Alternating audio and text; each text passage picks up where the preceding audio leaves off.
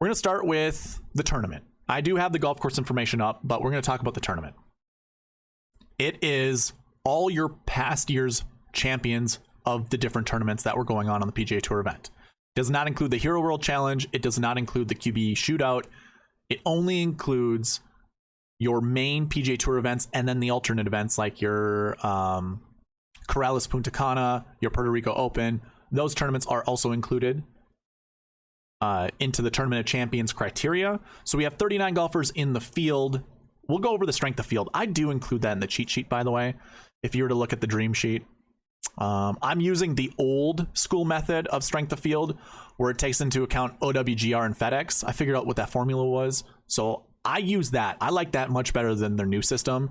I don't quite understand the new system all that well. I don't like that it uses small points. Like, it's really hard to distinguish 10.9 versus like a 12.1. Whereas if this was an 800 strength of field rating versus a 500, you know that the 800 is that much tougher. So anyways, I use the old version, which I say I figured out the calculation. I'm off usually by 7 points, either low or high, but it's within 7 points. And it has been forever. So just keep that in mind. I do include the tournament or the strength of field. As you can see, it's 519, so it's pretty challenging. Whereas like the average is 270 or something around 300 or less. I can't remember what it is. But yeah, this is going to have all your good golfers in on tour, and rightfully so. They're your past champions, so it makes sense. That is your tournament information. Basically 39 golfers in the field. Rory was in but then withdrew like he did last year, so keep that in mind. He is on the DraftKings slate. You can choose him, just don't do it, and be cognizant of any other withdrawals that happen. Now, as for the golf course, it is a par 73, 7,500 yards, or just actually it's 7,600 yards. Usually there are 4 tee boxes that the PGA Tour uses on every single tournament at every single golf course. So again, be aware of that. It doesn't really matter all that much. 7,600 yards seems long, but this is played at elevation. The ball flies a little bit further. The fairways are usually firm. They roll out. If you remember DJ, you know, I don't even know how long ago it was now, like 5 years ago, 6 years ago. He drove a par 4 around 400 yards. Might have been like 396. Could have just been a little bit over 400. He drove the green, but that's because he had a 100-yard rollout in the fairway. He found a speed slot, almost got a hole-in-one. If you remember, it just dried up short of the hole. It was tracking right towards the middle of the hole. It'd have been sweet. Easy eagle for DJ. It was like a 2-3 foot putt. But that's what you can get here. The fairways are really wide.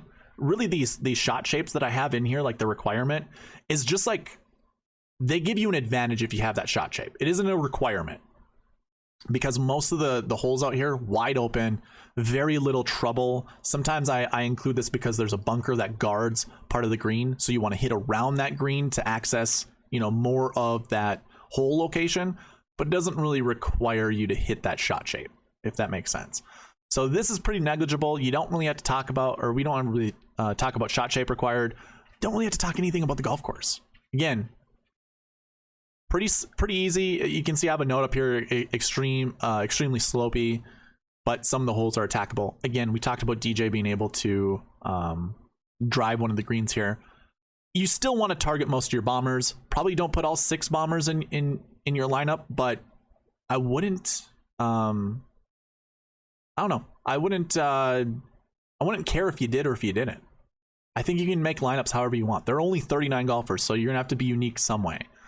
But as we talk about on the Fantasy Golf Podcast, me and Josh Bennett, we talk about how hitting the ball further just gives you better scoring opportunities, period.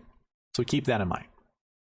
All right, so outside of that, we talked about the tournament. We talked about the field, like the strength of field. We didn't really talk about the field. I'll do that with the buckets. And then we talked about the golf course.